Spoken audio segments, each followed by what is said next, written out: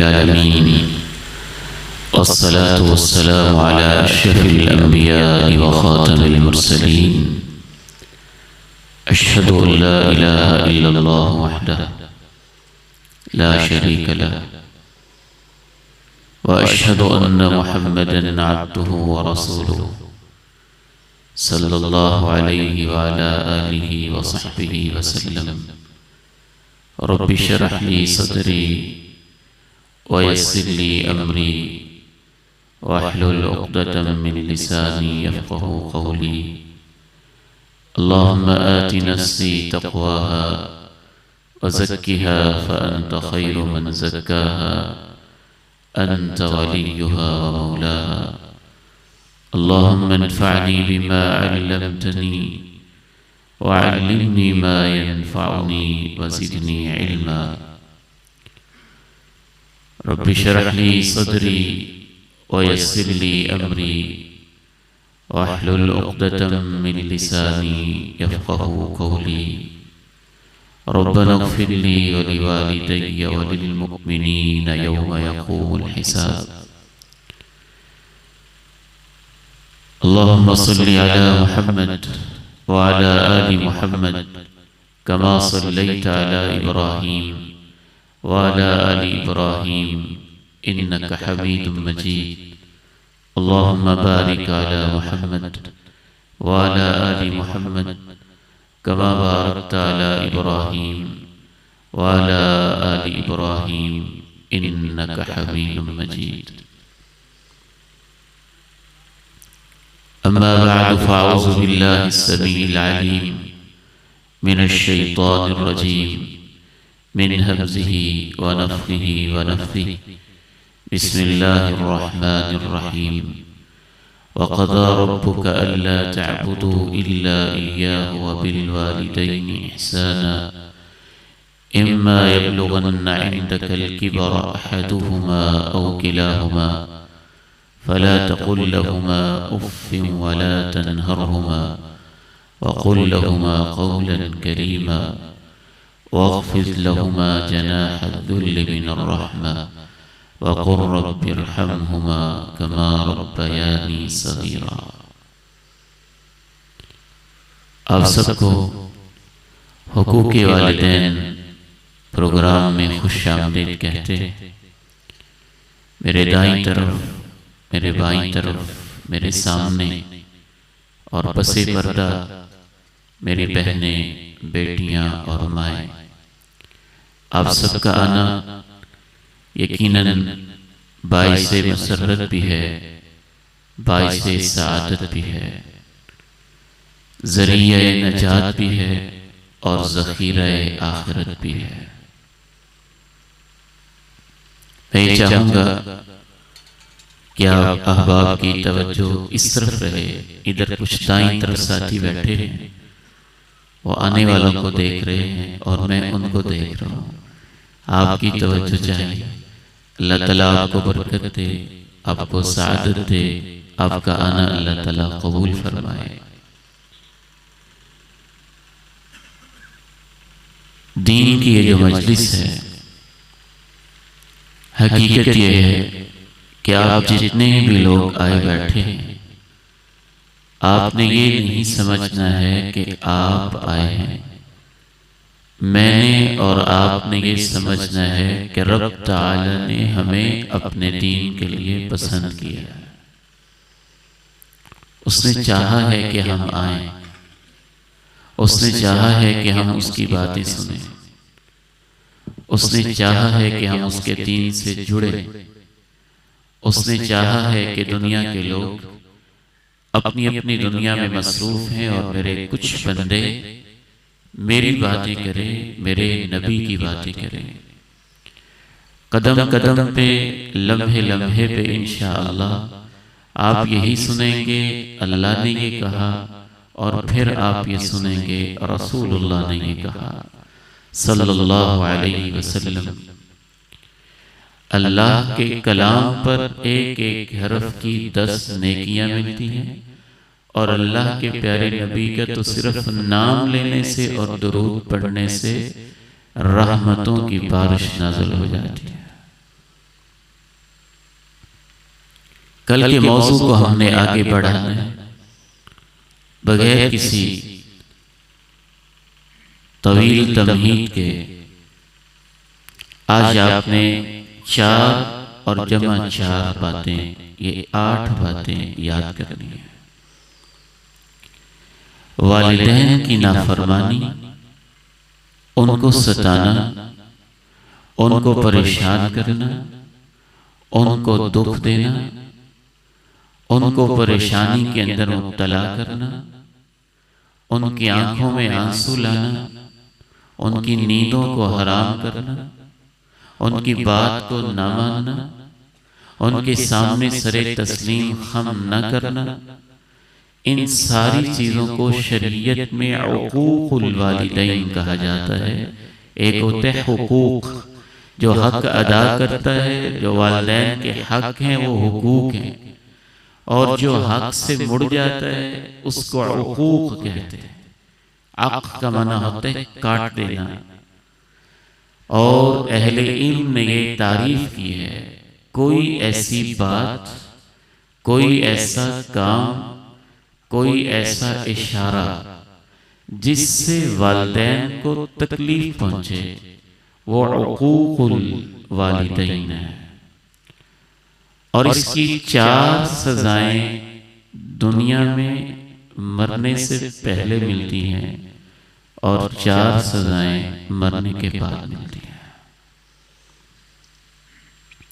सबसे पहली सजा जो 4 दुनिया ही में इंसान के मुकद्दर में लिख दी जाती है, सबसे पहली सजा ये होती है कि वालिदैन की नाफरमानी को इंसान के नामे अमाल में शिरक के बाद सबसे बड़ा गुनाह लिखा जाता है। तवज्जो से सुन लीजिए, शिरक के बाद सबसे बड़ा गुनाह वालिदैन को सताना है। तौहीद के बाद कल हमने सीखा था ला इलाहा इल्लल्लाह के बाद सबसे बड़ी नेकी वालिदैन की खिदमत है। और दुनिया में सबसे बड़ा गुनाह शिर्क है, जो अल्लाह ताला माफ नहीं करता है। ये अल्लाह के साथ बगावत होती है।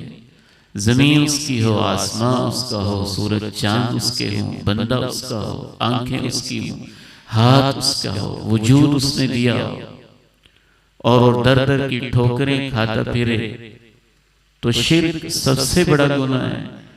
और उसके बाद सबसे बड़ा गुनाह वालिदैन की नाफरमानी।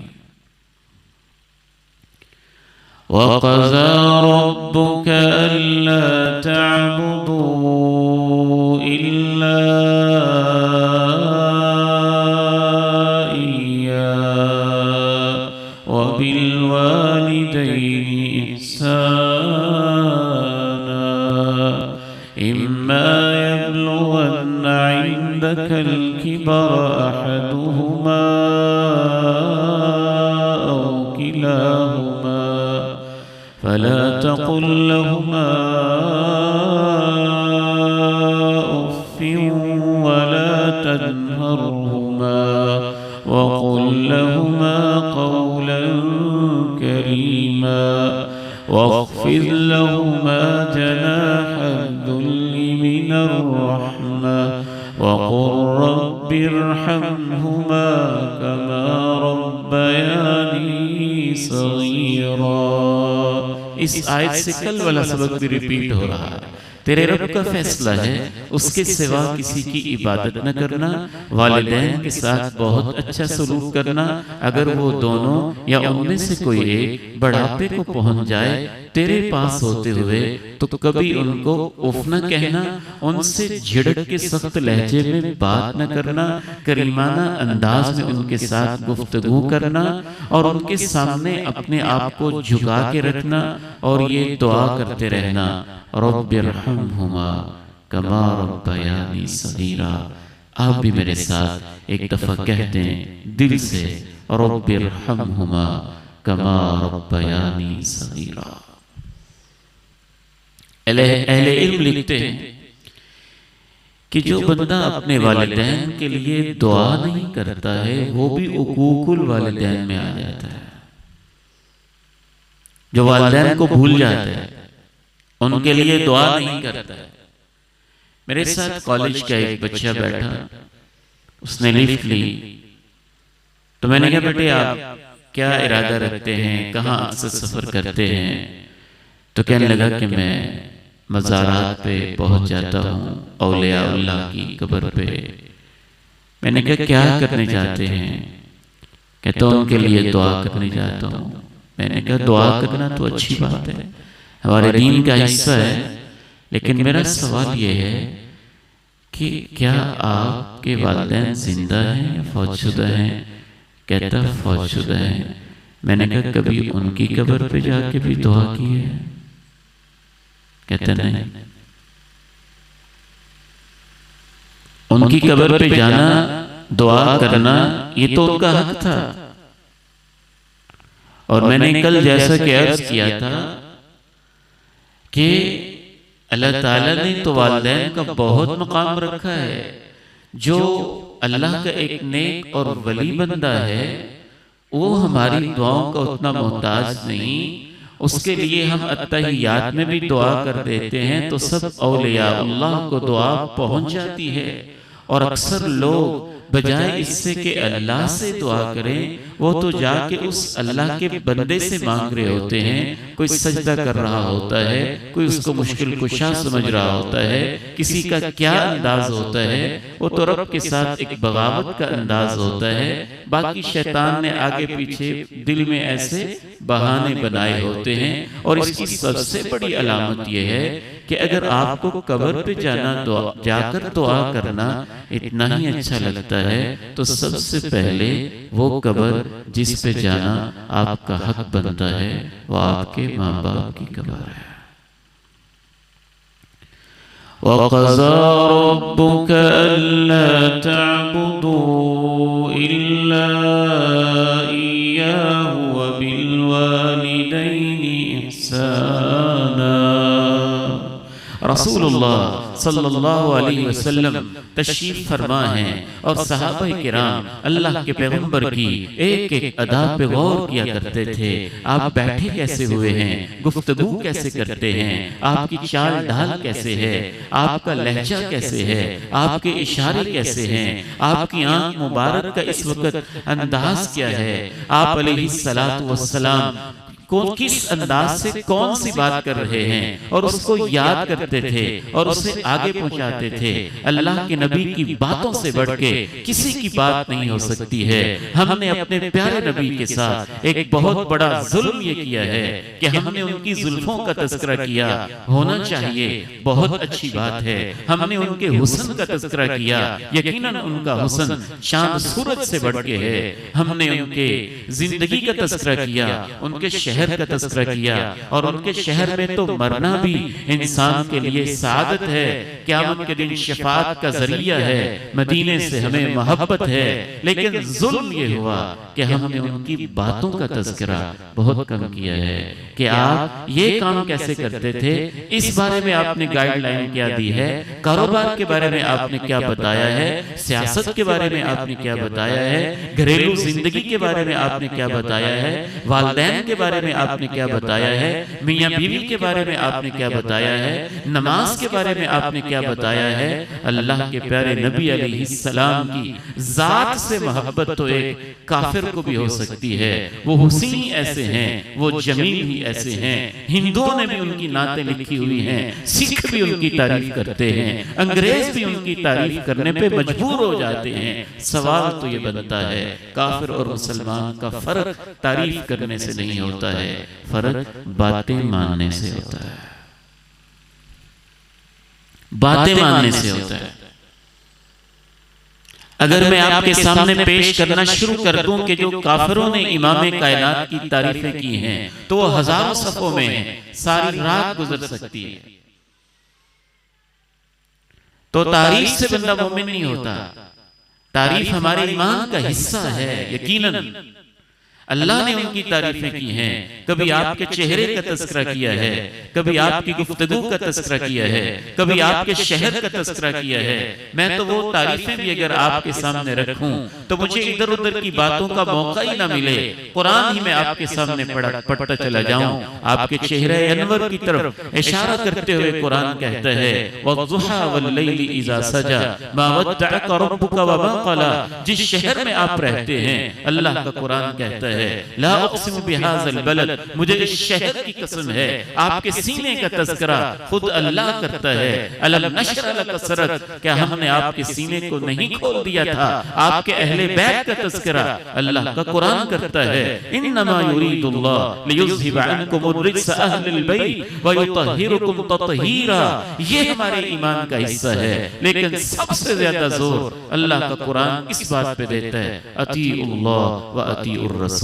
अल्लाह की बातें माना करो, अल्लाह के रसूल की बातें माना करो। इस पे हमारी तवज्जो कम है। अगर आप वाक़अतन अल्लाह के प्यारे नबी से मोहब्बत करते हैं तो बात बात में ये कहा करें, क़ाल रसूलुल्लाह, अल्लाह के रसूल सल्लल्लाहु अलैहि वसल्लम ने ये फरमाया है, अल्लाह के रसूल की हदीस ऐसे है, आपकी बात ऐसे है। तो आपकी बात जरा तवज्जो से सुने और सहाबी के नोट करने का अंदाज देखें। सहाबा कहते हैं, हम बैठे हुए थे, अल्लाह के प्यारे नबी ने फरमाया, अला उनब्बियुकुम, क्या आज मैं तुम्हें बताऊं ना, बिअकबरिल कबायर, जितने बड़े बड़े गुनाह हैं उनमें से भी सबसे बड़ा गुनाह क्या है? फिर आपने फरमाया, नोट कीजिए, सहाबा याद कर रहे हैं, एक एक चीज पे तवज्जो कर रहे हैं। साहबी बयान करता है, आपने 3 दफा कहा। पहले कहा, क्या मैं तुम्हें बताऊं उन गुनाहों के बारे में जो बड़े गुनाहों में भी सबसे बड़े हैं? फिर कहा, क्या मैं तुम्हें बताऊं ना आज उन गुनाहों के बारे में जो बड़े गुनाहों में भी सबसे बड़े हैं? फिर आपने तीसरी मर्तबा कहा, क्या मैं तुम्हें बताऊं ना आज उन गुनाहों के बारे में जो बड़े गुनाहों में से भी सबसे बड़े हैं? हम अर्ज करते रहे, क्यों नहीं, आप फरमा दीजिए। तो आपने उस मौके पे 3 गुनाहों का तज़किरा किया। पहला गुनाह फरमाया, अल इशराकु बिल्लाह, अल्लाह के साथ शिरक करना। दूसरा गुनाह व उकूकुल वालिदैन, वालिदैन को सताना। और जब तीसरे गुनाह की बारी आई, सहाबी को नक्शा भी याद है, आप कैसे बैठे हुए थे। सहाबी कहते हैं, काना मुत्तकियन, आप थोड़ा आराम से बैठे थे। जब तीसरे गुनाह की बारी आई, फजलसा, आप सीधे होके बैठ गए और आपने फरमाया, अला व शहादत अज़्ज़ूर, अला व शहादत अज़्ज़ूर, अला व शहादत अज़्ज़ूर, अला व शहादत अज़्ज़ूर, अला व शहादत अज़्ज़ूर। बड़े गुनाहों में से भी जो सबसे बड़ा गुनाह है, पहले नंबर पे अल्लाह का शिर्क, अल्लाह के साथ शिर्क है। दूसरे नंबर पे वालिदैन को सताना है। फिर आप सीधे होके बैठ गए। फरमाया, तीसरे नंबर पे झूठी गवाही देना है। बच जाओ झूठी गवाही से, बच जाओ झूठी गवाही से, बच जाओ झूठी कसम से, बच जाओ झूठी गवाही से, बच जाओ झूठी गवाही से। सहाबी कहते हैं, आप कहते ही गए, कहते ही गए, कहते ही गए, हत्ता कुलना लैतहु सकता, हमने कहा काश अल्लाह के प्यारे नबी अभी खामोश हो जाएं। इतनी दफा आप, कैसा संगीन गुनाह है कि इतनी दफा आप कह रहे हैं। कत्ल से बड़ा गुनाह है, जिना से बड़ा गुनाह है, चोरी से बड़ा गुनाह है, डकैती से बड़ा गुनाह है। अल्लाह के प्यारे नबी ने तरतीब से बता दिया। क्या मैं तुम्हें बताऊं बड़े गुनाहों में से सबसे बड़ा गुनाह क्या है? फरमाया, अल्लाह के साथ शिरक करना। उसके बाद वालिदैन की नाफरमानी। और तीसरे नंबर पे सीधे बैठ के कहा, झूठी गवाही, झूठी गवाही, झूठी गवाही। बच जाओ इससे, बच जाओ इससे, बच जाओ इससे। अब एक शख्स अगर पूरी जिंदगी अल्लाह के प्यारे नबी की नाते पढ़ता है और अदालत में जाके 1000 रुपए की खातर या जमीन के 10-15 फुट की खातर या एक मरले की खातर सीधा वाज़े झूठ बोल के आ जाता है, झूठी गवाही दे के आ जाता है और उसका ज़मीर उसको मलामत भी नहीं करता, तो क्या उसने सच्चे दिल से नाते पढ़ी? उसने तो फिर पैगंबर की अजमत को समझा नहीं, आपकी बातों को समझा नहीं, आप अलैहिस्सलाम के आने के मकसद को पहचाना नहीं। तो सबसे पहला वालिदैन की नाफरमानी, वालिदैन को सताने के हवाले से मैंने कहा दुनिया में 4 सजाएं इंसान को मिलती हैं। उनमें सबसे पहली सजा मैंने अर्ज की कि सबसे बड़ा गुनाह उसके नामे अमाल में लिख दिया जाता है। और जब बड़ा गुनाह लिख दिया जाता है तो फिर नुकसान क्या होता है? जब बड़ा गुनाह इंसान के नामे अमाल में लिखा होता है और वो उससे तौबा नहीं करता तो फिर अल्लाह उसके छोटे छोटे गुनाहों को भी माफ नहीं करता। इन तज्तनिबू कबाइर मा तुनहौना अन्हु नुकफ्फिर अन्कुम सय्यिआतिकुम व नुदखिलकुम मुदखलन करीमा। अल्लाह का कुरान कहता है अगर तुम बड़े बड़े गुनाहों से बच जाओ तो छोटी छोटी गलतियां तो हम खुद ही माफ कर देंगे और तुम्हें जन्नत का दाखिला भी दे देंगे। दूसरी सजा उसके लिए ये होती है, कुछ गुनाह ऐसे होते हैं जो नेकियों को खा जाते हैं और कुछ नेकियां ऐसी होती हैं जो गुनाहों को मिटा देती हैं। जैसा कि हम अपनी इस बॉडी के बारे में जानते हैं कि कुछ खुराक ऐसी होती है, उसके अंदर ताकत ऐसी होती है कि इंसान की कमजोरी को दूर कर देती है, और कुछ खुराक इंसान के लिए इतनी नुकसानदेह होती है कि अच्छी भली खुराक का असर भी खत्म कर देती है। अगर इंसान ने बहुत कुछ खा लिया और ऊपर से जहर की पुड़ी ले ली तो उसकी सारी खुराक तो गई। अगर इंसान ने बहुत कीमती ग़िज़ा ली, बादाम भी लिए, ड्राई फ्रूट लिया, सेब लिया, अनार लिया, कीमती चीजें खाई और ऊपर से कोई ऐसी अपनी सेहत के लिए तबाहकुन चीज खा ली, मिट्टी का ढेला ही खा लिया, कोई ऐसा गंदी खा लिया, कोयला ही खा लिया, तो उसने उसका असर भी ज़ायल कर दिया और उसकी सेहत को तबाह बर्बाद करके रख दिया। बेन ही यही मामला हमारी जिंदगी और नामा अमाल में नेकी और गुनाह का होता है। कुछ गुनाह अपनी जात में गुनाह होते हैं और कुछ गुनाह अल्लाह के नजदीक इतने बड़े होते हैं कि वो नेकियों को खा जाते हैं। उनमें से एक गुनाह हसद है, बुग़्ज़ और कीना भी है, और उन्हीं में से एक गुनाह वालिदैन की नाफरमानी भी है। वालिदैन की नाफरमानी के बारे में इमाम कायनात अलैहिस्सलाम ने फरमाया है, इस हदीस को इमाम अलबानी ने हसन करार दिया है।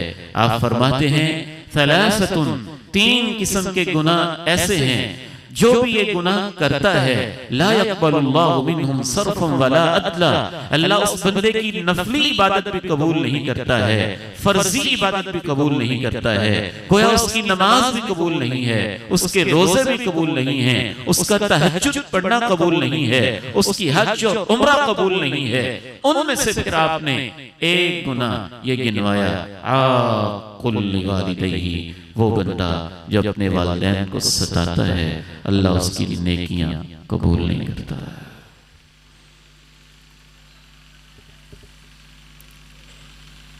बेटे आखिर में छोटे बच्चे जो हैं इनमें से 2-4 आगे आ जाए, बातें नहीं करनी बेटे, शाबाश, इनके पास कोई बुजुर्ग पीछे बैठ जाए ताकि बच्चे आपस में बातें नहीं करें।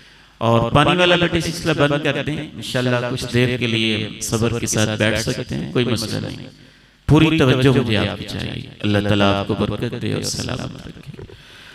तो दूसरी सजा में यह अर्ज कर रहा था कि कुछ गुनाह ऐसे होते हैं जो इंसान की नेकियों को भी खा जाते हैं।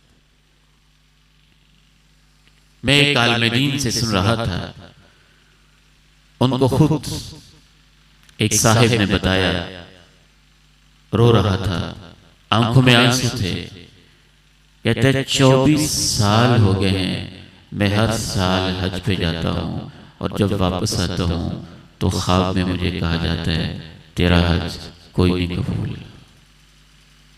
मैं फिर जाता हूँ, फिर मुझे कह दिया जाता है तेरा हज कोई कबूल नहीं। मैं बहुत परेशान हूँ, माजरा क्या है समझ नहीं आ रही है। वो उससे पूछते हैं कहीं तूने अपने माँ बाप को सताया तो नहीं है। हम भूल ही जाते हैं कि ये भी कोई बड़ा गुनाह है। बाज़ तो बदबख्त ऐसे होते हैं, अपना हक समझते हैं, ये बूढ़ा बाबा मेरा क्या कर लेगा और ये बूढ़ी अम्मा मेरा क्या कर लेगी, मैं इसको कह भी लूंगा तो ये क्या कर सकता है। वो माहौल ऐसा मिला होता है, दाएं बाएं दोस्त ऐसे होते हैं। और रही सही कसर टिकटॉक ने निकाल दी है, यूट्यूब ने निकाल दी है और फेसबुक के खलंडरों ने निकाल दी है, जो अपने चंद टकों की खातर, चंद डॉलरों की खातर, चंद पैसों की खातर ऐसे ऐसे वीलॉग बनाते हैं जिसमें अपने माँ बाप का मजाक उड़ाया जाता है। और नौजवान नस्ल ये समझती है इसका मतलब ये तो मसला ही कोई नहीं है, ये मस्करे लोग हैं, ये वो लोग हैं जिनको हम किसी दौर के अंदर मरासी और भांड कहा करते थे और आज नए दौर में उनको हमारे स्टाफ बना दिया गया और वो इस नौजवान नस्ल को तबाही के दाने पे लेके खड़े हुए हैं। माँ बाप के साथ ऐसे मजाक करना जिससे उनके दिल को तकलीफ होती हो, ऐसी दिल लगी की बात करना जिससे खुश हो जाएं, उसमें कोई हर्ज नहीं है। ऐसे उनको मजाक का निशाना बनाना जिससे उनको तकलीफ होती हो, ये तो अकबरुल कबाए, बड़े गुनाहों में से बहुत बड़ा गुनाह है।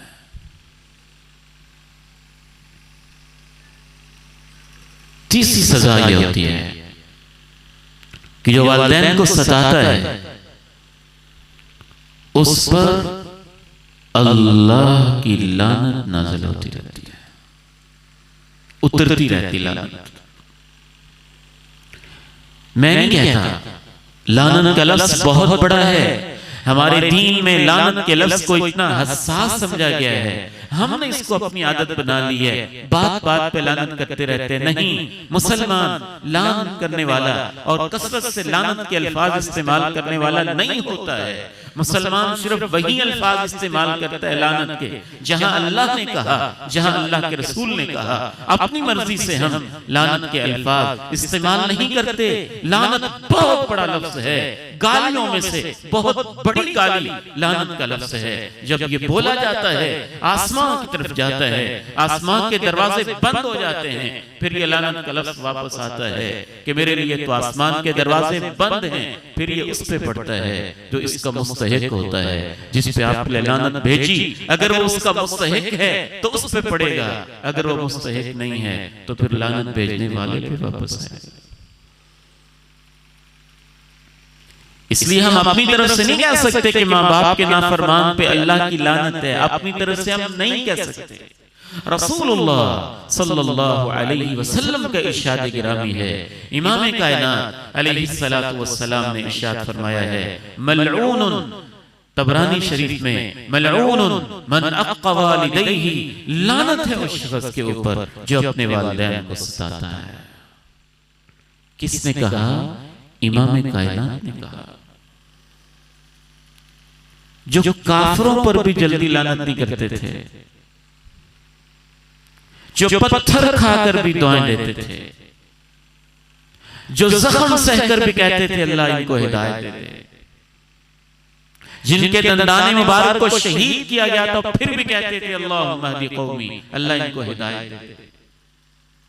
तो वालिदैन को सताने वाले पे इमाम कायनात अलैहिस्सलाम फिदाहु अबी व उम्मी, जो रब के इशारों के बगैर बोलते नहीं, जिनके लब हिलते नहीं जब तक अल्लाह ना कहे ए मेरे महबूब पैगंबर ये आपने कहना है और ये कहना है, वमा यंतिकु अनिल हवा इन हुवा इल्ला वह्युन यूहा, मेरा पैगंबर वही बोलता है जो मैं इनकी तरफ वही करता हूँ। और इमाम कायनात ने कहा मलऊनुन मन अक्का वालिदैहि, लानत की गई है उस शख्स पे जो अपने वालिदैन को सताता है। और आपने ये नहीं कहा मैं लानत करता हूं, और आपने ये नहीं कहा अल्लाह लानत करता है।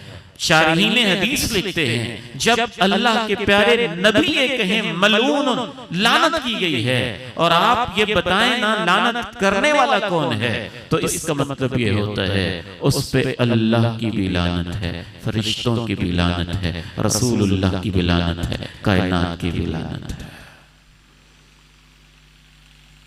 मलऊन मन अक्का वालिदैहि, लानतें हैं उस पे जो अपने वालिदैन को सताता है। ऐ मेरे बेटे मैं आपसे कहना चाहता हूँ, और ऐ मेरी बेटी मैं आपसे कहना चाहता हूँ, और उम्मीद है कि आप तवज्जो करेंगे, क्योंकि ये मेरी बात नहीं है, इमाम कायनात की बात है।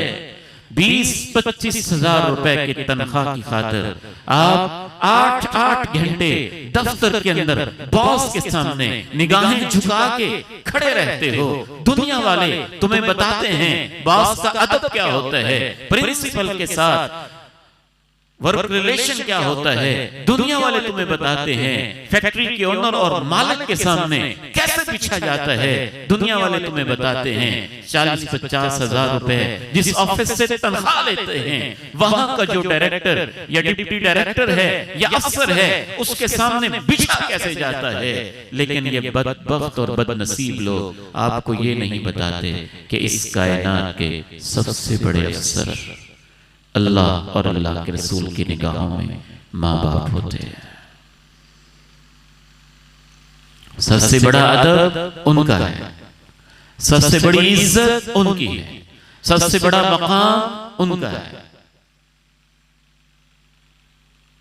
जो अपने वालिदैन को सताने वाला है, कभी आप फलां पीर के पास गए, मुझे कोई ताबीज दे दें, फलां बुजुर्ग के पास गए, मेरे लिए दुआ कर दें, फलां के पास गए आलिम के पास, मुझे कोई वजीफा बता दें, फलां इमाम के पास गए, मुझे कोई आयत बता दें। आज इस फकीर के ये अल्फाज नोट करके जाइएगा। आप आयत करीमा पढ़ लें या आप तवीज पहन लें या आप वजीफे पूछ लें या आप तस्बीह पढ़ लें, जो मर्जी पढ़ लें, अगर आप माँ बाप को सताने वाले हैं तो आपका तो कुछ कबूल ही नहीं है, तो फायदा कहां से होगा। फिर कहते हैं वजीफे तो बहुत करता हूं, असर नहीं होता, दुआएं तो बहुत की, असर नहीं होते। तो हमारे असल मसाइल तो इस तरफ भी छुपे हुए हैं। बलऊनुन मन अक़्क़ा वालिदैहि, इमाम कायनात अलैहिस्सलाम सिर्फ लानत ही नहीं कर रहे, इमाम कायनात अलैहिस्सलाम जो काफरों को भी जल्दी बद्दुआ नहीं देते थे, वालिदैन को सताने वाले के लिए अल्लाह के पैगंबर ने, जो इंसानों के सरदार हैं और पूरे जहां के सरदार हैं, बल्कि दोनों जहानों के सरदार हैं, दुनिया में आने से पहले भी आपकी सरदारी तस्लीम है। हर पैगंबर से आपकी आमद के वादे लिए गए, मेरा पैगंबर तुम्हारी जिंदगी में आ जाए तो अपने कलमे छोड़ देना, मेरे पैगंबर का कलमा अपनी उम्मत से पढ़वाना और खुद भी उसके उम्मती बन जाना। जिसकी शान ये है, जिसका मकाम ये है। हमारा तो अकीदा, मनहज, नज़रिया ये है, इमाम कायनात के होते हुए ना किसी की इमामत चलती है, ना किसी की बात चलती है, ना किसी को मुकद्दम किया जा सकता है। उनकी शान ऐसी है, उनका मकाम ऐसा है कि कल क़यामत के दिन अंबिया भी बार बार उन्हीं का हवाला देंगे। अगर तुमने जाना है तो उनके पास जाओ, उनके पास जाओ। आदम से जवाब, नूह से जवाब, इब्राहिम से जवाब, मूसा से जवाब, ईसा से जवाब। इमाम कायनात के पास आएंगे तो आप अल्लाह के सामने अर्श के नीचे सजदे में गिर जाएंगे। आप अलैहिस्सलाम काफिरों को भी जल्दी बद्दुआ नहीं देते थे, लेकिन आपने दोनों जहानों के सरदार ने और फरिश्तों के सरदार ने मिलकर बद्दुआ दी है उस बंदे को जिसकी जिंदगी में वालिदैन की नेमत उसको नसीब हुई और बुढ़ापे के अंदर, लेकिन वो उनकी कदर करके जन्नत ना ले सका।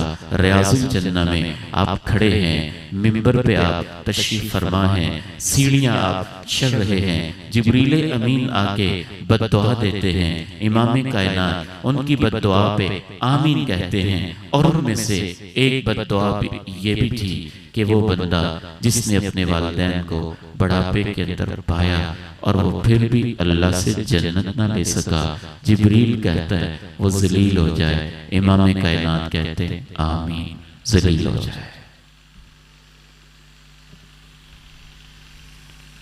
मुझे समझ नहीं आती हमें क्या हो गया है। हमारे सीने में इंसानों वाला धड़कता हुआ दिल है या पत्थर के वालिदैन को सता के भी हम आराम से सो कैसे जाते हैं? नींद आपको कैसे आ जाती है और आप पुरअमन कैसे रह लेते हैं? इतना बड़ा गुनाह करने के बाद अल्लाह की जमीन के ऊपर आपके दिल में इत्मीनान कैसे होता है? और आप बेचैन और बेकरारी से महफूज कैसे रह लेते हैं। और इस बंदे को जिसको अल्लाह के प्यारे नबी अलैहिस्सलातु वस्सलाम ने बद्दुआ दे दी हो, तो चौथी सजा इसको फिर ये मिलती है। और याद रखिएगा कि जिसको अल्लाह के पैगंबर की बद्दुआ मिली, जिब्रील की बद्दुआ मिली, ये कैसे हो सकता है कि दुनिया में वो इबरत का निशान न बने और उसको कोई ना कोई सजा न मिले। सब गुनाहों की सजा मुअख्खर हो सकती है। कुछ गुनाह ऐसे होते हैं जिनकी सजा दुनिया में नहीं मिलती, मौत के वक्त मिलती है। कुछ गुनाह ऐसे होते हैं जिनकी सजा मौत के वक्त भी नहीं मिलती, कब्र में मिलती है। कुछ गुनाह ऐसे होते हैं जिनकी सजा ना मौत के वक्त मिलती है, ना दुनिया में मिलती है, ना कब्र में मिलती है, हश्र में मिलती है। कुछ गुनाह ऐसे होते हैं जिनकी सजा न दुनिया में मिली, न कब्र में मिली, न हश्र में मिली, पुल सिरात से गुजरते हुए मिलती है। और कुछ गुनाह ऐसे होते हैं कि जिनकी सजा जहन्नम में सिर्फ मिलती है। वालिदैन की नाफरमानी वाला गुनाह ऐसा गुनाह है कि इसकी सजा मरने से पहले पहले ही मिल जाती है। और ये भी मैं नहीं कह रहा, हमें तो ये कहने की हिम्मत ही नहीं ना। सजा देना तो अल्लाह का काम है, हम अपनी मर्जी से कैसे फतवे लगा सकते हैं। हमारी ये अथॉरिटी नहीं है कि हम अपनी मर्जी से फतवे लगाएं। हमें आपने इस कुर्सी पे इसलिए नहीं बिठाया कि हम अपनी मर्जी की बातें करते रहें। हमें आपने ये समझ के बिठाया है कि आप हमें अल्लाह की बातें बताएंगे और अल्लाह के रसूल की बातें बताएंगे। हमारा तो ये अकीदा है, जो इस मिंबर पे बैठ के और कुर्सी पे बैठ के और अल्लाह के पैगंबर की विरासत पे बैठ के इधर उधर की कहानियां और अपनी मर्जी के मसले बयान करता रहता है, वो इस मिंबर के साथ खयानत करता है और अपने लोगों के साथ धोखा करता है। और रसूलुल्लाह सल्लल्लाहु अलैहि वसल्लम इरशाद फरमाते हैं, मा मिन ज़म्बिन अजदरु अन युअज्जिलल्लाहु लिसाहिबिहिल उक़ूबा मअ मा युद्दखरु लहु फिल आखिरह मिनल बग़ी व क़तीअतिर रहिमी। दो गुनाह ऐसे होते हैं कि इनकी सजा दुनिया में भी अल्लाह जल्दी देता है, जो आखिरत में मिलती है वो ज़ख़ीरा होती है। आखिरत में अलहदा ज़ख़ीरा होती है और दुनिया में इनकी सजा जल्दी मिलती है। और वो दो गुनाह हैं, वालिदैन को सताना और रिश्तों को तोड़ना, वालिदैन को सताना और जुल्म करना। दो गुनाह। रिश्तों को तोड़ने में सबसे बड़ा रिश्ता वालिदैन का है। रिश्तों को तोड़ना और जुल्म करना अल्लाह के बंदों पे, ये दो गुनाह ऐसे हैं कि इमाम कायनात ने फरमाया कि इसकी सजा दुनिया में भी इंसान को जल्दी ही मिलती है। ये अलग बात है, हम भूल जाते हो वगरना तारीख बड़ी पड़ी है। गली महल्ले चौक चौराहे इंसानी तारीख, जिसने वालिदैन को सताया, रब्बे करीम ने कैसे कैसे उसको इबरत का निशान बनाया। मैं आज जब मुताला कर रहा था तो ऐसे ऐसे वाकयात मेरी निगाहों से गुजर रहे थे कि अल्लाह के नबी के दौर से लेके आज तक हर दौर में हर इलाके के अंदर कुछ वाकयात अल्लाह ने लोगों को दिखा दिए और कुछ वाकयात लोगों ने नहीं देखे। जो लोगों को दिखाए गए उनमें से मैं एक वाकया पढ़ रहा था। एक अरब आलिम अपनी एक किताब के अंदर अपना मुशाहदा लिखते हैं कि वो एक मालदार आदमी था, अमीर कबीर फर्द था, फौत हो गया, उसकी बीवी बेवा हो गई, माँ बाप कैसी कैसी मेहनतें करते हैं। और अब तो 40 साल के बाद बुढ़ापे के आसार शुरू हो जाते हैं और 50 साल के बाद इंसान और कमजोर हो जाता है, 60 साल के बाद और ज्यादा कमजोरी गालिब आ जाती है। बाप फौत हो गया, मां बेवगी के सफर और बेवगी के दुख के अंदर मुब्तला हो गई। माएं वैसे ही जल्दी कमजोर पड़ जाती हैं और ये बेचारी मां बेवगी के दुख के अंदर जब ऐसे उसको जख्म लगे जो सह न सकी, तो बेचारी ऐसी कैफियत के अंदर आ गई कि फालज की मरीजा भी हो गई। फालज का अटैक हुआ, फालज का हमला हुआ। जब फालज का हमला हुआ, एक ही बेटा था, जवान था, उसकी शादी हुई, बीवी घर में आई और अपनी मां को नजरअंदाज करने लगा। हत्ता कि उसने बिल्कुल ही नजरअंदाज कर दिया। इतना नजरअंदाज किया कि मां का जो अकाउंट था, महीने बाद उससे पैसे लेने के लिए मां को कुर्सी के ऊपर बैठा के ले जाता था बैंक की तरफ, और ले जाते हुए रास्ते में बातें भी सुनाता था। ऐ मां, तू मेरे लिए बड़ी आजमाइश बन गई है, फालज के तू मरीजा हो गई है, चला तुझसे जाता नहीं है, ये व्हील चेयर मुझे उठानी पड़ती है, इसको यूं चला चला के पूरी दुनिया के सामने तेरे जैसे मां को देखते हुए मैं शर्मिंदा भी हो रहा होता हूँ, तुझे बैंक में लेके जा रहा होता हूँ। इस तरह की बातें करते करते वापस आके पैसे लेता, फिर मां को छोड़ देता। उसका यही अंदाज, यही उसका तरीका था। दोस्तों के साथ तफरीह पे जा रहा था, रास्ते में कार का एक्सीडेंट होता है। वो अरब आलिम लिखते हैं, बाकी दोस्तों को हल्की फुल्की, किसी को खराश आ जाती है, किसी को हल्की फुल्की चोट आ जाती है, और इसको ऐसा सख्त झटका लगता है कि ये भी जिस मर्ज के अंदर इसकी मां मुब्तला थी, उसी तरह ये भी ऐसे जिस्म के झटके इसको लगते हैं कि फालज के मर्ज के अंदर मुब्तला हो जाता है। उसी व्हील चेयर के ऊपर इनके घर की खादमा उसी तरह बातें करते हुए इसको लेके जाती है, और बैंक से पैसे लेके झटके देते हुए उसी तरह इसको वापस ले आती है। मा मिन ज़ंबिन अजदरु मिन अन युअज्जिल अल्लाहु लिसाहिबिही अल-उक़ूबा मअ मा युद्दखरु लहू फिल आखिरह मिन अल-बग़ी व क़तीअतिर रहिमी। हम पहले मगरिब के बारे में कहते थे, उन्होंने ओल्ड हाउसेस बनाए हैं, और अपने बूढ़ों को जब वो बुजुर्ग हो जाते हैं तो चंद मुलाजिमों के हवाले कर देते हैं और वहां ओल्ड हाउसेस के अंदर छोड़ के आ जाते हैं। पहले हम अमेरिका और यूरोप की मिसालें लेते थे, ये मगरब की गंदी और नंगी तहजीब ऐसी है, इसने अब लाहौर और कराची और इस्लामाबाद जैसे शहरों के अंदर भी, मुसलमानों के इलाकों के अंदर भी ओल्ड हाउसेस की बुनियाद पड़ चुकी है। और लाहौर के बहरिया टाउन और इस तरह के इलाकों में ऐसे ऐसे ओल्ड हाउसेस हैं जिनके अंदर मैं तो कहता हूँ नौजवानों को कभी जाना चाहिए और उन बुजुर्गों से जिंदगी की कहानी सुननी चाहिए। वक़ज़ा रब्बुका अल्ला तअबुदू इल्ला इय्याहु व बिल वालिदैनि इहसाना इम्मा यब्लुगन्ना इंदकल किबरा अहदुहुमा औ किलाहुमा फला तक़ुल लहुमा उफ़्फ़िन वला तन्हरहुमा वक़ुल लहुमा क़ौलन करीमा। तो ये चार सजाएं जिंदगी में मिलती हैं। अकबरुल कबाइर, बड़े गुनाहों में सबसे बड़ा गुनाह उसके नामे अमाल में लिख दिया जाता है।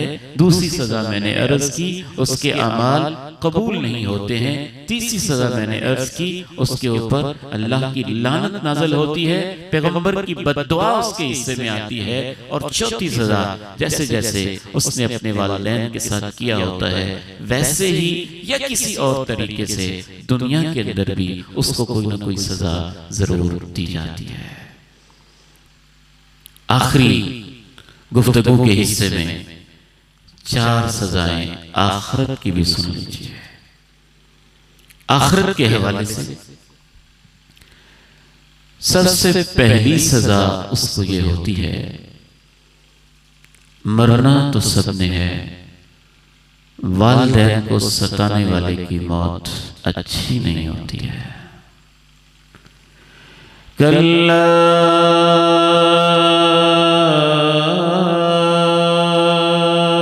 इज़ा बलगतित तराक़िय वक़ील मन राक़ वज़न्न अन्नहुल फ़िराक़ वल्तफ़्फ़तिस साक़ु बिस्साक़ इला रब्बिक यौमइज़िनिल मसाक़।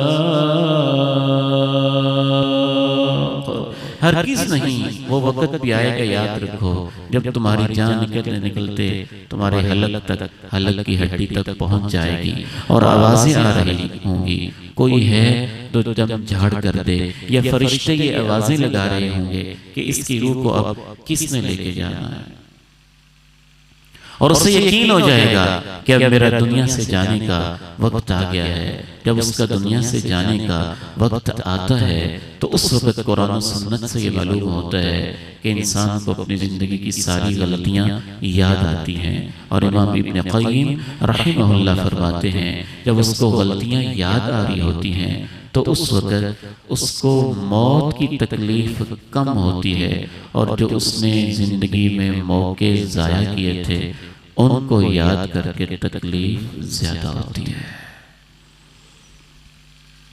इमाम अबू इसहाक़ अल-फ़ज़ाली रहमहुल्लाह लिखते हैं, हमारे साथ पढ़ता था वो इमाम साहब, कहते हैं आलिम था, तो असल चीज इल्म नहीं है, असल चीज तो अमल है। आलिम था, अच्छी भली हदीसें भी उसको याद थी। कहते हैं जब उसकी मौत का वक्त आया तो हम दोस्त उसके पास बैठे थे, जब और बातें करता तो वो बातें करता, लेकिन जब उसको कहते कलमा पढ़ लो तो उसकी जुबान जैसे पत्थर हो जाती है, उसकी जुबान पे कलमा जारी ना होता।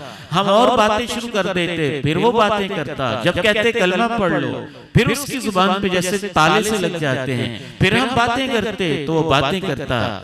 फिर हम कहते कलमा ला इलाहा इल्लल्लाह, तो उसकी जुबान पे जैसे ताले से लग गए हों। इसी कश्मकश के अंदर वो जिंदगी की बाजी हार बैठा और मौत के मुंह में चला गया। हम बड़े परेशान हुए। हमारा साथी था, क्लास फेलो था, आलिम था, हदीस का माहिर था, लेकिन इसका ये खात्मा, ये अंजाम, ये क्यों हुआ है? जब हमने तहकीक की तो हमें पता चला आलिम तो था, लेकिन घर में जाके माँ को सताता भी बहुत था।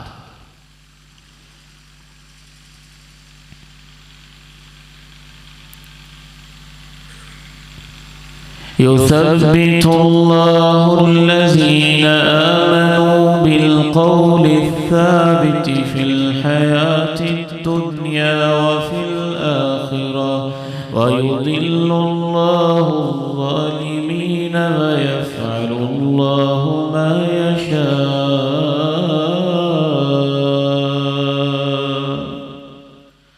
उन्हीं को अल्लाह साबित कदमी देता है जो ईमान वाले होते हैं, यकीन वाले होते हैं, अमाले सालिहा वाले होते हैं, इस्तिकामत वाले होते हैं, और जालिमों को अल्लाह मौत के वक्त भटकने के लिए छोड़ देता है। जो अल्लाह चाहता है वही करता है। दूसरी सजा आखिरत के हवाले से कब्र में होती है, और ये भी मैं अपनी तरफ से वाक़या नहीं बयान कर रहा। इमाम बुखारी ने लिखा अल-अदबुल मुफ़रद में, इमाम मुंज़िरी ने लिखा तरगीब व तरहीब में, और इमाम अलबानी ने इसकी सनद को सही करार दिया। सय्यदुना अव्वाम इब्न हौशब रहमहुल्लाह कहते हैं, ये वक्त के इमाम और मुहद्दिस हैं और अपना मुशाहदा बयान करते हैं। कहते हैं मैं एक जगह मिलने के लिए गया, और जहां मैं मिलने के लिए गया मैं वहां ही बिल्कुल करीब कब्रिस्तान था, तो मैं इधर कब्रिस्तान की तरफ चला गया। असर के बाद का वक्त था। जैसे ही मैं कब्रिस्तान पहुंचा तो मैं क्या मंजर देखता हूं कि एक कब्र है, अचानक वो फटती है, और फटने के बाद उसके अंदर से एक धड़ निकलता है जिसका चेहरा गधे की तरह है, और बाकी जिस्म इंसानों वाला है। नहक़ थलाथ नहक़ात, और जैसे गधा हिनहिनाता है ऊंची आवाज के साथ, ऐसे रोने किसी गधे की तरह वो आवाज निकालती है लाश, और फिर वापस कब्र बंद हो जाती है। उसी मोहल्ले में एक बूढ़ी औरत चरखा काट रही थी। मैं उसके पास चला गया। मैंने कहा, अम्मा जी, ये मैंने अजीब मंजर देखा है, ये क्या माजरा है? वो अम्मा कहने लगी, ये मेरा ही बेटा है, ये मेरा ही बेटा है। इसके दोस्त शराबी थे और ये उनके साथ नशे पे लग गया, और नशे में मस्त सारा दिन, दूध नशे में मस्त होके सारा दिन उधर रहता। असर के बाद वापस आता था, और जब वापस आता था तो मैं इसको रोजाना समझाती थी, बेटे छोड़ दे इन गंदों की दोस्ती, इन गंदों की महफिल, इन बुरे लोगों की रफाकत छोड़ दे बेटे। क्या हो गया है तुझे? कैसा तू खूबरो होता था और आज तू कहां पहुंच गया है? क्या तेरी कैफियत हो गई है? छोड़ दे इनकी महफिल। और ये उसी कैफियत में घूरते हुए मेरी तरफ निगाहें उठा के कहता था, ओ गधी चुप कर, तू क्या हर वक्त गधों की तरह ऊंची ऊंची बोल के मुझे समझाती रहती है? मैं ये दोस्तियां नहीं छोड़ सकता। इसी कैफियत में एक दिन वापस आता है, और असर के बाद इसकी मौत हुई। और जिस दिन से ये कब्र में गया है, असर के बाद इसकी कब्र के साथ रोजाना ही ये मामला हो रहा है। ये इबरत की कहानियां कभी कभी अल्लाह कहीं कहीं दिखा देता है। अगर रोजाना दिखाए तो इम्तिहान खत्म हो जाए। इम्तिहान तो इसमें है कि गैब की बातों पे बंदा ईमान रखते हुए, यकीन रखते हुए अपने अंदर खौफ महसूस करता रहे। ये हमारे प्यारे भाई बैठे यहां से लेके वो सामने हमारे जो प्यारे बेटे बैठे हुए हैं, आखिरी नौजवान बेटे तक, और इधर हमारे प्यारे भाइयों और बुजुर्गों तक, और पसे पर्दा हमारी माओ बहनों बेटियों तक, जितने लोग हम बैठे हुए हैं, हकीकत ये है, ये हम लोग नहीं हैं। यही समझ लें कि इतनी कल बनने वाली कब्र है, इतनी ढेरियां हैं, कब्र की ढेरियां हैं, जहां हमने जाना है। और उस्मान गनी रज़ी अल्लाह ताला अन्हु जैसे सहाबा भी कब्र पे खड़े होके आंसुओं से उनकी दाढ़ी भीग जाती थी कि अल्लाह यहाँ आके क्या बनेगा।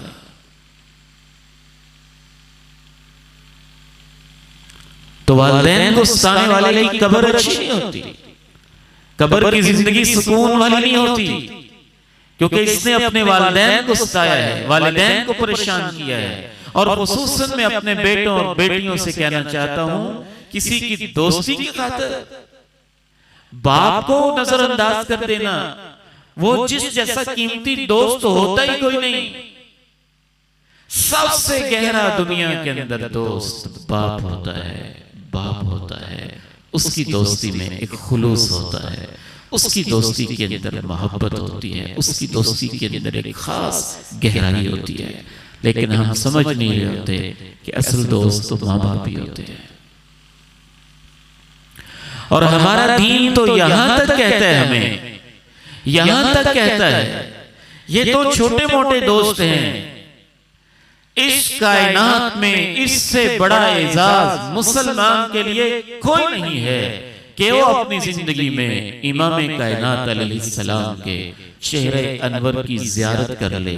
लेकिन माँ बाप की खिदमत इतनी बड़ी नेकी है कि सय्यदुना उवैस क़रनी रहमहुल्लाह रहमतन वासिया, वक़्त के इमाम और औलियाउल्लाह में से सबसे बड़े अल्लाह के एक अजीम वली, पूरी जिंदगी उनकी जिंदगी में अल्लाह के प्यारे नबी अलैहिस्सलाम तशरीफ ला चुके थे। और वो कितना चाहते होंगे कि मैं मदीना जाऊं, इमाम कायनात की ज़ियारत करूं, लेकिन पूरी ज़िंदगी ना मदीना आ सके ना ज़ियारत कर सके। वजह सिर्फ एक थी कि उनकी माँ बूढ़ी थी, वो उनकी खिदमत में लगे रहते थे।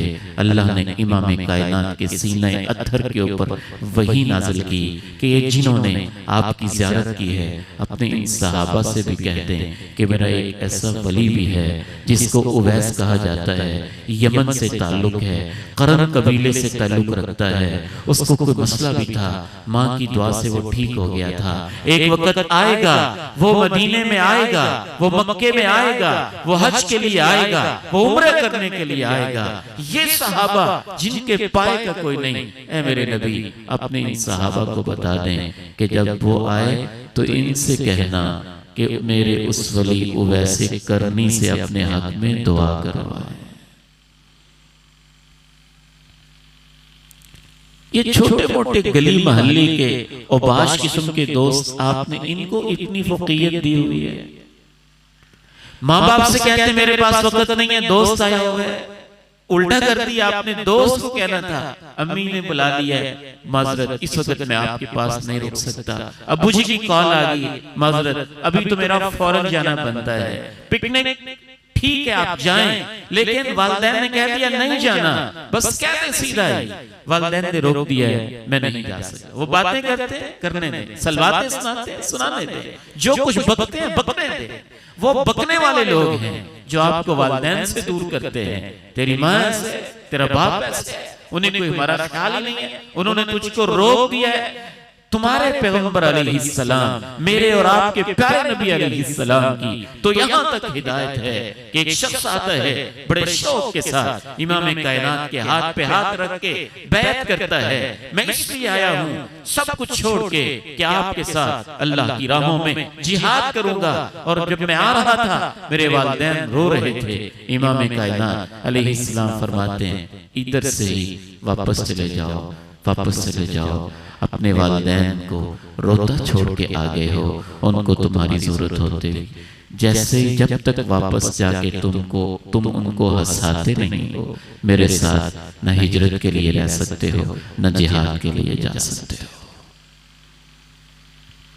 हमारा दीन तो ये कहता है जिहाद भी जब फर्ज़े किफ़ाया हो तो वालिदैन की इजाजत के बगैर उस पर भी जाना जायज नहीं, क्योंकि दीन सिर्फ शौक का नाम नहीं है, जिम्मेदारियों का नाम भी है।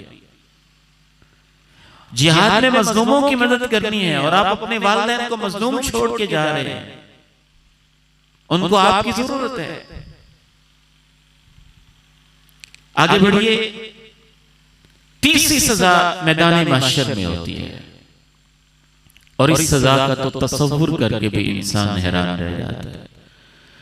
वजाअ रब्बुक वल मलकु सफ़्फ़न सफ़्फ़ा वजीअ यौमइज़िन बिजहन्नम यौमइज़िन यतज़क्करुल इंसानु व अन्ना लहु ज़िक्रा यक़ूलु या लैतनी क़द्दमतु लिहयाती।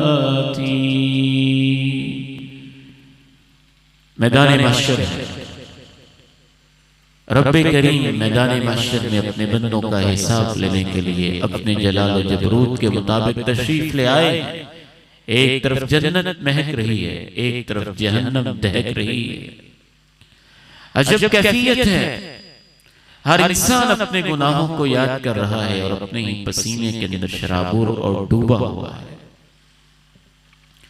और अल्लाह के जलाल की कैफियत ये है, वो लोग आपको धोखे में रखते हैं जो आपको ये कहते हैं जो मर्जी करते रहो, बस फलां काम कर लेना, हम तुम्हें छुड़ा लेंगे। नहीं, ये झूठ बकते हैं। अल्लाह का कुरान सच कहता है। अल्लाह का कुरान, अल्लाह के नबी की हदीस बताती है कि वो तो इतना सख्ती वाला दिन है। लोग जनाब इब्राहिम के पास भी जाते हैं, वो भी कहते नहीं आज अल्लाह बहुत नाराज हैं, मेरे अंदर हिम्मत नहीं है मैं अल्लाह से बात कर लूं। जनाब मूसा जिनसे कोहे तूर पे अल्लाह ने हम कलामियां की हुई हैं, उनके पास जाते हैं। सही बुखारी की हदीस उठाइए, वो भी कहते हैं मेरे अंदर हिम्मत नहीं है मैं अल्लाह के साथ बात करूं, आज अल्लाह बहुत नाराज है। जनाब ईसा के पास जाते हैं, वो भी कहते हैं मेरे अंदर हिम्मत नहीं है। सब जवाब देते हैं हिम्मत होती है तो दोनों जहानों के सरदार को होती है, इमाम कायनात को होती है, हसनैन के नाना को होती है, आयशा के शौहर को होती है, फातिमा के बाबा को होती है, मदीना के ताजदार को होती है। फिदा अबी व उम्मी, मेरे माँ बाप उन पे कुर्बान जाएं। इन लोगों की बातों में ना आना, ये आपकी आखिरत को बर्बाद करके रख देंगे। अंबिया भी तब तक नहीं बोलते जब तक अल्लाह इजाजत नहीं देता है। बोलते हैं तो सब जहानों के सरदार बोलते हैं, और वो भी अपनी मर्जी से नहीं, सजदे में गिर जाते हैं। फिर अल्लाह इजाजत देते हैं, आप जो बोलेंगे मैं मानता जाऊंगा। फिर आप अपने लब मुबारक हिलाते हैं और अपनी उम्मत के लिए शफाअत करते हैं। अल्लाह मुझे और आपको वो नसीब फरमा दे। तो उस वक्त वालिदैन को सताने वाले के साथ क्या होगा, ये अल्लाह के पैगंबर से सुनिए। जुबान मेरी है, अल्फाज उनके। आप अलैहिस्सलाम इरशाद फरमाते हैं, तीन मुजरिम ऐसे हैं कि क़यामत के दिन जब अल्लाह की अदालत लगेगी, अल्लाह उनकी तरफ नजरे रहमत के साथ देखना भी पसंद नहीं करेंगे। और उनमें से एक बड़ा मुजरिम है आक़ुल लिवालिदैहि, वो शख्स जो अपने वालिदैन को सताता रहा है। आखिरी बात, चौथी सजा वालिदैन की नाफरमानी करने वाले शख्स को यह होती है कि उसके लिए जन्नत का दरवाजा बंद होता है। जन्नत का दरवाजा बंद होता है। जन्नत का सबसे जो जन्नत बहुत बड़ी दुनिया है। जमीन को इकट्ठा किया जाए, 12 लाख जमीन है तो क्या करोड़ों अरबों खरबों इकट्ठी कर ली जाए, पूरी कायनात इकट्ठी की जाए तो जन्नत की चौड़ाई में सिमट आएगी। और उसका एक एक दरवाजा मुहतात अंदाजे के मुताबिक हदीस की रोशनी में तकरीबन 1500 किलोमीटर अल्लाह ने लंबा और चौड़ा बनाया। और 8 दरवाजे हैं।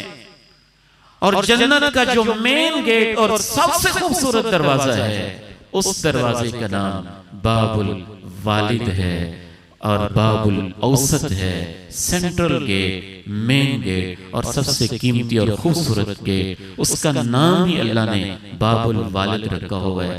ये माँ बाप का दरवाजा है। ये उसके लिए खुलेगा जो माँ बाप की खिदमत करता था, और उसके लिए बंद हो जाएगा जो माँ बाप को सताया करता था। आखिरी गुजारिश, 8 चीजें पूरी होगी। एक दफा आप मेरे साथ मिलकर ना सबक की तरह याद कर लें। मैंने अर्ज किया, माँ बाप को सताना किसी भी हवाले से, जुबान से, बात से, अमल से, इशारे से, रवैये से, किसी भी तरीके से, हत्ता के आंखों से घूर के किसी अंदाज से, इसको उकूकुल वालिदैन कहा जाता है। इसने माँ बाप को तकलीफ पहुंचाई है। अगर उनकी आंखों में आंसू आ गए हैं तो फिर तो हमारे उलमा कहते हैं कि माँ बाप को सताया आपने और उनकी आंखों से आंसू निकल आए तो उसको आंसू न समझना, यूं समझना जैसे तुम अपने ऊपर एटम बम गिरा रहे हो। 4 सजाएं दुनिया में। अकबरुल कबाइर। नंबर 2, अमाल कबूल नहीं होते। तीसरी, अल्लाह के रसूल की फरिश्तों की उसके ऊपर लानत भी है, इमाम कायनात और फरिश्तों के सरदार की बद्दुआ भी है। और चौथी सजा, दुनिया में ही कोई ना कोई अल्लाह उसको सजा भी देता है। और 4 इस मुजरिम की सजाएं आखिरत में है। मौत उसकी अच्छी नहीं होती, कब्र के अंदर भी उसका अंजाम अच्छा नहीं होता, मैदान मशर में अल्लाह उसकी तरफ देखना गवारा नहीं करते। और चौथी सजा है, जन्नत का दरवाजा उसके लिए बंद होता है और जन्नत उसके ऊपर हराम होती है। हल क्या है? गलती हो सकती है हमसे, हम इंसान हैं, हम इंसान हैं, हमसे खता हो सकती है, गलती हो सकती है, मामलात हो सकते हैं। अल्लाह बहुत मेहरबान है, उसने हल रखे हुए हैं। अगर माँ बाप जिंदा हैं तो फिर भी हल रखा है, माँ बाप फौत हो गए हैं तो फिर भी हल रखा है। और दोनों सूरतों में भी अल्लाह रब्बुल इज्जत ने हल रखा हुआ है। सबसे पहला हल अल्लाह के हुजूर तौबा और आंसू बहाना और अपने रवैये को बदलना और साबिक़ा पे शर्मिंदा हो जाना और आइंदा के लिए माफी मांग लेना है कि अल्लाह जो हो गए माफ कर दे, आइंदा ऐसे नहीं होगा। और माँ बाप के कदमों में गिर जाना कि मुझे तो पता ही नहीं था, मुझे तो पता ही नहीं था। अल्लाह जज़ाए खैर दे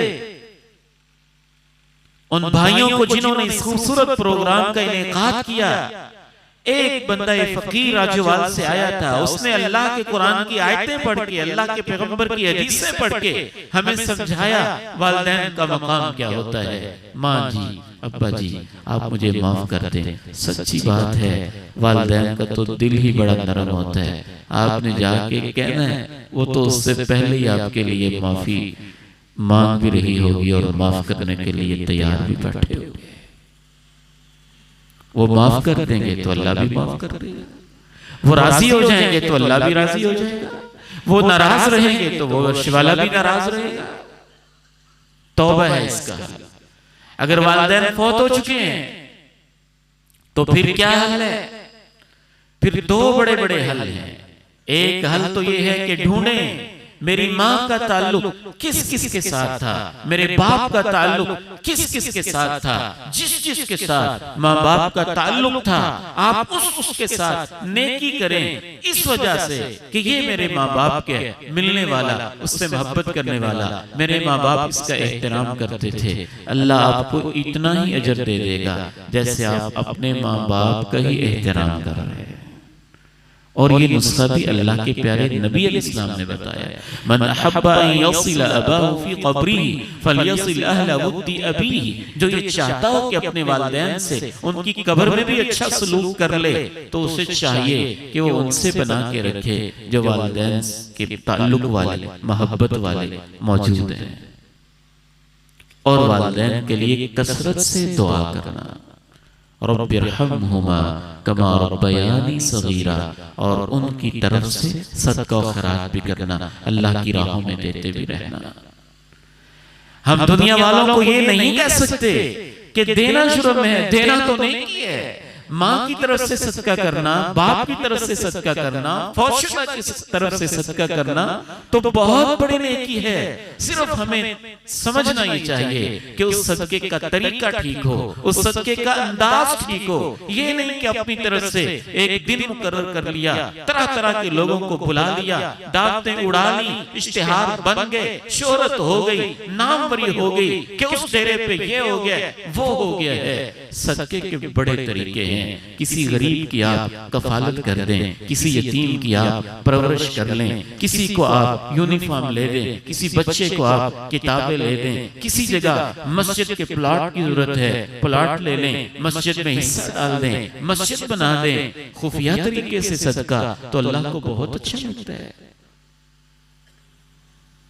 तो वालिदैन की तरफ से जब आप सदका और खैरात करेंगे तो वो भी इंशाअल्लाह आपके उस गुनाह को मिटाने का जरिया बन जाएगा। अल्लाह ताला से दुआ है, अल्लाह ताला मुझे और आपको अमल की तौफीक नसीब फरमा दे।